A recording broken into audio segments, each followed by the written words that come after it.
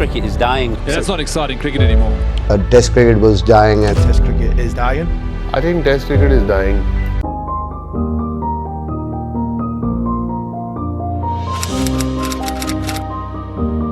Cricket एक ऐसा खेल जिसको जन्म तो अंग्रेजों ने दिया, लेकिन इसका एंड एशिया के महान लोगों ने किया। क्या ही अच्छा होता अगर अंग्रेज इस खेल के रूल्स बनाते वक्त ये रूल भी बना देते कि इस खेल की गद्दी हमेशा उनके पास ही रहेगी। क्योंकि एशियन कंट्रीज ने इस खेल को कभी सियासत का हिस्सा बनाया तो कभी मजहब का, कभी व्यूज और टीआरपी का एक सोर्स समझा तो कभी पैसा बनाने वाली मशीन, कभी जिंदगी और मौत का हिस्सा बनाया तो कभी इमोशन के साथ खिलवाड़ करने वाला एक ड्रामा। बस नहीं समझा तो इस खेल को खेल नहीं समझा। बावजूद इस खेल के सारे पत्ते अपने हाथों में होने के, फिर भी ये गेम ग्लोबल लेवल पर जाने के बजाय नीचे क्यों जा रही है। कभी कोई ओडीआई फॉर्मेट को खत्म करना चाहता है तो कभी कोई टेस्ट क्रिकेट को। इस दौर में जब टी20 लीग्स की हर तरफ भरमार है, क्या इंटरनेशनल क्रिकेट सरवाइव कर पाएगी? तो आइए जानते हैं आज के इस वीडियो में कि आखिर वो कौन सी रीजंस हैं जो क्रिकेट के फ्यूचर को एक्सपैंड और ग्लोबलाइज होने से रोक रही हैं।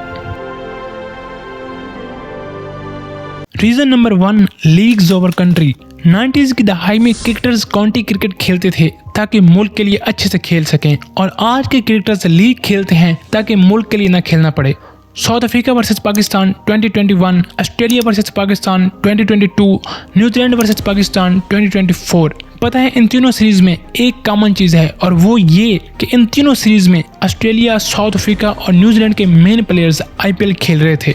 चले मान लिया उन्होंने फॉर सम रीजंस अपने मेन प्लेयर को नहीं भेजा, लेकिन इस चीज का असर और असल चेहरा तो 2024 में खुलकर सामने आया जब ये खबर आई कि साउथ अफ्रीकन क्रिकेट बोर्ड ने न्यूजीलैंड के टेस्ट टूर पर अपना सारा स्क्वाड यंग और न्यू प्लेयर्स का भेज दिया है, ये जानते हुए कि वो सीरीज 2023-25 वर्ल्ड टेस्ट चैंपियनशिप के सर्कल के लिए बहुत अहम है। और इस डिसीजन के पीछे की रीजन ये थी कि आगे साउथ अफ्रीकन लीग शुरू होने वाली थी और सारे मेन साउथ अफ्रीकन प्लेयर्स वो लीग खेलने में बिजी होंगे। I mean then what about country? क्या अब मुल्क के लिए खेलने की कोई हैसियत, कोई वैल्यू नहीं रहेगी? चलें और सुने। मोहम्मद आबिर 28 साल, एबी डिविलियर्स 34 साल, क्विंटन डिकॉक 29 साल, नवीन उल हक 23 साल।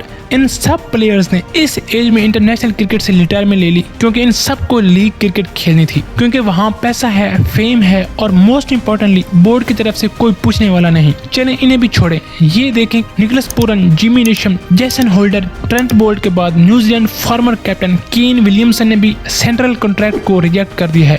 बेसिकली सेंट्रल कॉन्ट्रैक्ट वो रकम होती है जो प्लेयर्स को अपनी नेशनल टीम को रिप्रेजेंट करने पर मिलती है, और क्रिकेट बोर्ड्स सेंट्रल कॉन्ट्रैक्ट सिर्फ उन्हीं प्लेयर्स को ऑफर करते हैं जो नेशनल टीम के लिए हर वक्त अवेलेबल हों। मिसाल के तौर पर अगर कोई प्लेयर किसी लीग में खेल रहा है और बोर्ड ने उसे वापस आने का कहा है तो उसे लीग दरमियान में छोड़कर वापस आना होगा। और यही मेन रीजन है कि प्लेयर्स सेंट्रल कॉन्ट्रैक्ट नहीं ले रहे, क्योंकि वो ज्यादा से ज्यादा लीग्स खेलना चाहते हैं और इसका बेस्ट ऑप्शन उन्हें यही लगता है लीग्स के साथ साथ कभी कभार मुल्क के लिए भी खेल लिया। रिसेंटली फीका ने एक सर्वे करते हुए एक रिपोर्ट पब्लिश की जिसमें ये बताया गया कि almost 49% cricketers national central contract को रिजेक्ट करने के लिए तैयार हैं, और वैसे भी इतनी इंटरनेशनल क्रिकेट नहीं खेली जाती जितनी के लीग क्रिकेट। आई मीन साल शुरू होते ही PSL, LPL, BPL, big bash, the 100, T10, Canada league और IPL खेली जाती हैं, और पूरे साल में कोई एक ऐसा महीना नहीं होता जिसमें कोई लीग क्रिकेट न खेली जा रही हो। इस चीज को अगर मैं आपको एक मिसाल के साथ समझाऊं तो 2023 में इंग्लैंड क्रिकेट की 139 साल तारीख में पहली बार ऐसा हुआ कि इंग्लैंड में अगस्त के महीने में कोई टेस्ट मैच नहीं खेला गया, और इसकी वजह ये थी कि इंग्लैंड क्रिकेट बोर्ड ने उस माह में द 100 को शेड्यूल किया हुआ था, और इसी वजह से उन्होंने 2023 की एशेज को भी अगस्त से पहले खत्म कर दिया ताकि शेड्यूल में कोई क्रैश ना हो। तो इस बात से आपको अच्छी तरह अंदाजा हो गया होगा कि T20 लीग्स ने किस कदर तबाही मचा रखी है। Reason number 2, BCCI IPL dominance. एक तरफ पाकिस्तानी क्रिकेट बोर्ड है जिसने 2022 में अपने 192 डोमेस्टिक क्रिकेटर्स को बावजूद पूरा सीजन खेलने के अगले 8 माह तक पेमेंट्स नहीं की थी। वहीं साउथ अफ्रीकन क्रिकेट बोर्ड है जो अपने A कैटेगरी प्लेयर्स को भी सालाना सिर्फ और सिर्फ $3 लाख देता है, जो कि इंडियन ऑलमोस्ट 2 करोड़ रुपए बनते हैं। वहीं न्यूजीलैंड क्रिकेट बोर्ड है जो अपने A कैटेगरी के प्लेयर्स को सिर्फ और सिर्फ $3 लाख पे करता है, जो कि इंडियन 1.5 करोड़ रुपए बनता है। वहीं दूसरी तरफ Indian cricketers like Virat Kohli, Rohit Sharma और जसप्रीत बुमराह हैं जिनकी एक माह की तनख्वाह 1 करोड़ से ज्यादा है। तो आपके माइंड में ऑब्वियसली ये सवाल आया होगा कि आखिर इतना ज्यादा गैप क्यों है और कौन है इसका जिम्मेदार। तो वो है the one and only BCCI, जिस बोर्ड ने खाली एक ही वर्ल्ड कप से 22,000 इंडियन रुपीस का इंडियन इकोनॉमी को प्रॉफिट दिया हो, जिससे इकलौते बोर्ड की नेट वर्थ $2.25 बिलियन हो, जिस मुल्क की लीग इंग्लिश प्रीमियर लीग को भी फाइनेंस टर्म्स में पीछे छोड़ दे, उस बोर्ड की फाइनेंशियल पावर का आप खुद अंदाजा लगा सकते हैं। इवन ICC के 2024 से 2027 के फाइनेंस मॉडल में जहां किसी भी दूसरे बोर्ड को 6% से ज्यादा का अर्निंग शेयर नहीं मिलेगा, वहीं BCCI अकेला इस मॉडल में 38% का मालिक होगा। अब इस बात को समझने के लिए हमें ये देखना होगा कि आखिर BCCI को इतना शेयर क्यों मिल रहा है। तो उसकी बड़ी सिंपल और स्ट्रेट सी वजह है, वो ये कि एक लंबे अरसे से ICC के रेवेन्यू में ऑलमोस्ट 70 से 80% रेवेन्यू इंडियन मार्केट से आता है। तो BCCI के इस शेयर पर न तो मुझे कोई एतराज है और असूलन न ही किसी और को होना चाहिए। एक्चुअल प्रॉब्लम ये है कि BCCI का इंटरनेशनल क्रिकेट को इग्नोर करना। तो आप सब लोग कहेंगे वो कैसे?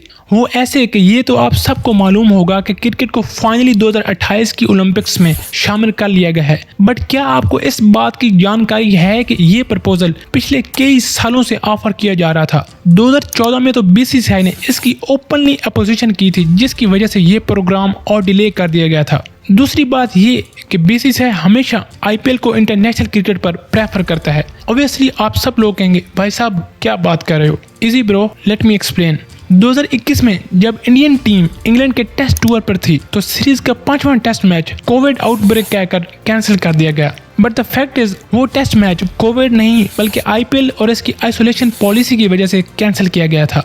इसी तरह 2023 का वर्ल्ड टेस्ट चैंपियनशिप का फाइनल IPL के ठीक खत्म होने के बाद शेड्यूल किया गया और इस बात को इवन रोहित शर्मा ने भी फाइनल हारने के बाद प्रेस कॉन्फ्रेंस में हाईलाइट किया। उनका कहना था कि IPL खेलने के बाद डायरेक्ट टेस्ट मैच खेलने के जोन में जाना थोड़ा सा मुश्किल हो जाता है और वैसे भी हमें इंग्लैंड कंडीशंस को अच्छे से जानने के लिए बहुत कम टाइम मिला और इसकी वजह क्या थी कि इंडियन प्लेयर्स IPL खेल रहे थे। इसके बाद आपने कभी इंडियन प्लेयर्स को IPL में मेंटली और फिजिकली इतना ज्यादा फटीग होने के बाद भी कभी रेस्ट करते देखा है?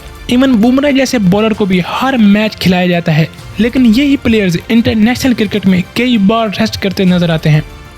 इसके बाद माना कि IPL में पैसे की गेम बहुत ज्यादा हाई है, जिसकी सिंपल सी मिसाल ये है कि जहां ICC को 2023 से 2027 तक 4 साल के ब्रॉडकास्टिंग राइट्स के लिए 24,000 करोड़ मिले, वहीं IPL को 5 साल की डील के लिए 48,000 करोड़ मिले। बट द क्वेश्चन इज, क्या IPL ने इंडिया को इतना टैलेंट भी दिया है कि नहीं? उसका जवाब ये है कि इंडिया को IPL के थ्रू जितना भी टैलेंट मिला है वो सिर्फ एक फॉर्मेट तक लिमिटेड है। आप मुझे कोई एक ऐसा इंडियन प्लेयर बता दें जो प्योरली IPL की परफॉर्मेंस पर आया हो और उसने इंडियन टीम के लिए तीनों फॉर्मेट्स में कंसिस्टेंटली परफॉर्म किया हो। और सबसे अहम बात जो IPL और इंटरनेशनल क्रिकेट के दरमियान गैप क्रिएट करती है वो ये कि जिस वक्त IPL खेली जाती है उस वक्त इंटरनेशनल मैचेस बहुत ही कम देखने को मिलते हैं, वो भी मोस्टली पाकिस्तान और बांग्लादेश जैसी टीमों के जिनके प्लेयर्स IPL में नहीं होते। ये 2024 की IPL की विंडो है जिसमें आप देख सकते हैं कि इंटरनेशनल मैचेस ना होने के बराबर हैं। और सोने पर सुहागा, अब तो ICC ने अपने फ्यूचर ट्रैवल प्लान में मार्च से जून तक की विंडो को IPL के लिए डेडिकेट कर दिया है। Reason number 3, climate change. आप कहेंगे भाई साहब क्रिकेट और क्लाइमेट चेंज का क्या कनेक्शन? तो इसका क्रिकेट के साथ भी इतना ही संबंध है जितना कि हमारी जिंदगियों के साथ। बेसिकली टेम्परेचर और वेदर पैटर्न्स में एक बड़े पैमाने पर तब्दीली को क्लाइमेट चेंज का नाम दिया जाता है। 2018 में अमेरिकन न्यूज़पेपर न्यूयॉर्क टाइम्स ने क्लाइमेट चेंज का रेफरेंस देते हुए ये कहा था कि क्लाइमेट चेंज की वजह से जो खेल सबसे ज्यादा मुतासर होगा वो है क्रिकेट, जिसके असरात हमें आज देखने को मिल रहे हैं। फिर चाहे वो दिल्ली की स्मॉग हो, मुल्तान की गर्मी हो या इंग्लैंड की बारिशें, ये सारी चीजें क्रिकेट के फ्यूचर को नुकसान पहुंचाएंगी। इसको अगर मैं आपको एक मिसाल के साथ समझाऊं तो पहली बात ये, 2013 एशेज के दौरान एक्सट्रीम हीट पड़ने की वजह से पिच की कंडीशन तब्दील होकर ड्राई और हार्ड हो गई थी, जिसकी वजह से उस पर बैटिंग करना और ज्यादा मुश्किल हो गया था। इसी तरह 2016 की IPL के 13 मैचेस को महाराष्ट्र से मुंबई और पुणे शिफ्ट कर दिया गया था क्योंकि महाराष्ट्र स्टेट में पानी की शॉर्टेज थी और इसी वजह से ग्राउंड में भी पानी की कमी हो गई थी। इसके बाद कैरिबियन प्रीमियर लीग में भी कई बार समुद्री तूफानों की वजह से उनकी मैनेजमेंट को शेड्यूल को तब्दील करना पड़ता है। अब तो इंग्लैंड में काउंटी क्रिकेट के मैचेस को साल के शुरू में रखा जाता है, क्योंकि साल के मिड में क्लाइमेट चेंज की वजह से बारिशें बहुत ज्यादा होती हैं, जिससे काफी ज्यादा मैचेस इफेक्ट होते हैं। इसी तरह 2007 से 2019 तक पाकिस्तानी टीम के सिर्फ और सिर्फ 2 T20 मैचेस वॉश आउट हुए थे, लेकिन पिछले 5 सालों में पाकिस्तानी टीम के 9 मैचेस वॉश आउट हुए। यही चीज हमें 2019 के वर्ल्ड कप में भी देखने को मिली, जहां इंडिया वर्सेस न्यूजीलैंड का सेमीफाइनल बारिश की वजह से एक्स्ट्रा डे पर खेला गया था। चलें, ये तो मैचेस तक की बात थी। अब बात करते हैं इस चीज से प्लेयर्स किस कदर इफेक्ट हो रहे हैं। 2015 में जब साउथ अफ्रीकन टीम इंडिया के टूर पर थी, तो चेन्नई में 8 साउथ अफ्रीकन प्लेयर्स को हॉस्पिटल एडमिट करना पड़ा था बिकॉज ऑफ हीट वेव। फिर 2017 में दिल्ली की पोल्यूशन की वजह से श्रीलंकन प्लेयर्स को ग्राउंड में मास्क लगाए देखा गया था, और ये पोल्यूशन इतनी ज्यादा थी कि चंद खिलाड़ी तो बीमार पड़ गए थे। 2018 एशेज के दौरान इंग्लिश कैप्टन जो रूट को हीट वेव और डिहाइड्रेशन होने की वजह से हॉस्पिटल एडमिट करना पड़ा था, और इसी मैच में बोर्ड पर 550 का स्कोर होने के बावजूद ऑस्ट्रेलियन टीम ने इनिंग डिक्लेयर नहीं की थी, क्योंकि उन्हें लगा था कि it was too hard to be on the field. जब 2019 में ऑस्ट्रेलिया के जंगलात में आग लगी, तो ऑस्ट्रेलियन प्लेयर स्टीव केफ का कहना था कि सिडनी में इतना ज्यादा धुआं था कि ऐसे लगता था कि आपने एक ही दिन में 80 सिगरेट पी लिए हों। इसी तरह जून 2022 में जब वेस्ट इंडीज टीम पाकिस्तान के टूर पर थी, तो मुल्तान की गर्मी पर West Indies player Akeal Hosein का कहना था कि ऐसे लग रहा था जैसे आप किसी तंदूर में बैठे हों। ये सारी बातें सुनने के बाद आई होप मेरी तरह आपको और आपकी तरह आईसीसी को भी लगे it's time to take better steps for the betterment of cricket. Reason number 4, viewership shift from test to T20। औलाद में जो सबसे बड़ा होता है उसकी अहमियत हमेशा बरकरार रहती है। सबसे छोटा तो लाडला होता है, जबकि दरमियान में पैदा होने वाले की पूरी जिंदगी शिकवे शिकायतों और अपनी अहमियत जताने में ही गुजर जाती है।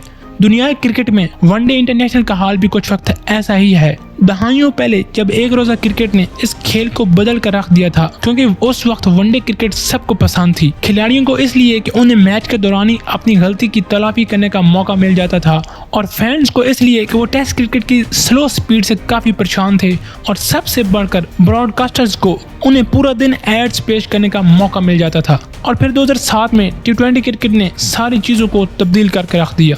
अब सवाल ये है कि क्या ओडीआईज का खात्मा करीब है? तो मौजूदा सूरत हाल को देखते हुए तो कुछ ऐसा ही लग रहा है। प्लेयर्स समेत फैंस भी इस फॉर्मेट में बोर होते और इसको नज़रअंदाज करते नजर आते हैं, जिसका वाज़ह सबूत ये है कि 2019 में एक सर्वे के मुताबिक 82% लोगों ने टेस्ट क्रिकेट, 11% T20 और सिर्फ 7% लोगों ने ओडीआईज क्रिकेट को फेवरेट फॉर्मेट कहा। इसी तरह 2019 में ही एक और सर्वे कंडक्ट हुआ जिसमें ये पूछा गया कि कौन सा आईसीसी इवेंट ज़्यादा इंपॉर्टेंस रखता है, तो 85% लोगों ने ओडीआई वर्ल्ड कप को फेवरेट कहा। लेकिन इंटरेस्टिंगली यही चीज़ 2024 में 85 से 50% पर आ गई है। अगर इस फॉर्मेट में ऑडियंस की व्यूवरशिप की भी बात करें तो वो भी काफ़ी ज़्यादा नीचे जा रही है। मिसाल के तौर पर 2019 की ओडीआई वर्ल्ड कप में 2015 ओडीआई वर्ल्ड कप की निस्बत व्यूवरशिप में 20% ड्रॉप देखने को मिला, लेकिन वहीं 2021 T20 वर्ल्ड कप को 1.5 बिलियन लोगों ने देखा, जो 2019 वर्ल्ड कप की निस्बत काफ़ी ज़्यादा था। इसके अलावा ओडीआई क्रिकेट की मार्केट वैल्यू और स्पॉन्सरशिप भी काफ़ी ज़्यादा डाउन जा रही है। मतलब ये कि 2018 से 2023 के सर्कल में ओडीआई स्पॉन्सरशिप डील्स में भी 15% ड्रॉप देखने को मिला। मसला यह है कि फैंस के साथ साथ प्लेयर्स भी इस फॉर्मेट से मूव ऑन करने का सोच रहे हैं। मोइन अली, उस्मान ख्वाजा जैसे क्रिकेटर्स का कहना है कि ओडीआई फॉर्मेट इस वक्त लॉन्ग और बोरिंग बन चुकी है। इवन एमसीसी के प्रेसिडेंट मार्क निकोलस का कहना है कि ओडीआई क्रिकेट को सिर्फ और सिर्फ ओडीआई वर्ल्ड कप में खेला जाना चाहिए, जिसका हल ये तैयार किया गया है कि 2027 के ओडीआई वर्ल्ड कप के बाद ओडीआई क्रिकेट को काफी हद तक कम कर दिया जाएगा, क्योंकि बढ़ती हुई फ्रेंचाइज लीग में बस यही एक पॉसिबिलिटी नजर आती है। उनका मजीद कहना है कि इससे ओडीआई क्रिकेट की क्वालिटी भी इम्प्रूव होगी और क्रिकेट कैलेंडर में स्पेस भी क्रिएट होगी। जब तक इंडियन क्रिकेट है तब तक इंटरनेशनल क्रिकेट है, बट सवाल ये आता है कि सब कुछ कंट्रोल में होने के बाद भी अगर तो बीसीसीआई को इस खूबसूरत खेल के मान सम्मान की परवाह है, तो उन्हें चाहिए कि वो कुछ ऐसे स्टेप्स जरूर लें जिनमें जेन्युइनली क्रिकेट का फायदा हो। इसके साथ साथ आईसीसी को भी चाहिए कि वो सारे बोर्ड्स को एक ही पेज पर इकट्ठा करके कहें कि जैसे आप सब देशों को अपनी अपनी लीग्स की इतनी फिक्र रहती है, बस थोड़ी सी फिक्र इस खेल की भी कर लें, क्योंकि कहीं ना कहीं वो सारी लीग्स भी इसी खेल से जुड़ी हैं। और लीग्स चाहे जितना भी पैसा और व्यूज दे दें, वो वर्ल्ड कप और टेस्ट क्रिकेट वाली खूबसूरती नहीं दे सकती। इसके अलावा आईसीसी को चाहिए कि वो इस गेम को ग्लोबलाइज करने और इसकी क्वालिटी को मजीद इम्प्रूव करने के लिए दूसरी नेशंस को भी सपोर्ट करें, वरना क्रिकेट बस इन 2-3 देशों तक ही महदूद होकर रह जाएगा। बाकी आप क्रिकेट के फ्यूचर को कैसे देखते हैं, अपनी कीमती राय कमेंट्स में ज़रूर दीजिएगा। वीडियो देखने के लिए बहुत बहुत धन्यवाद।